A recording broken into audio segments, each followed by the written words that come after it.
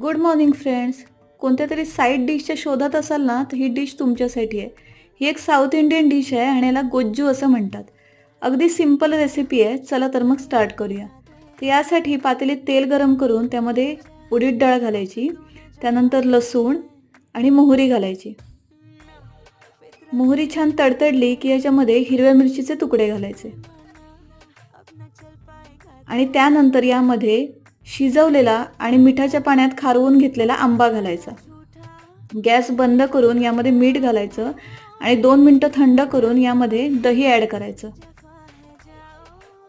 आणि हे मिश्रण छान मिक्स करून घ्यायचं.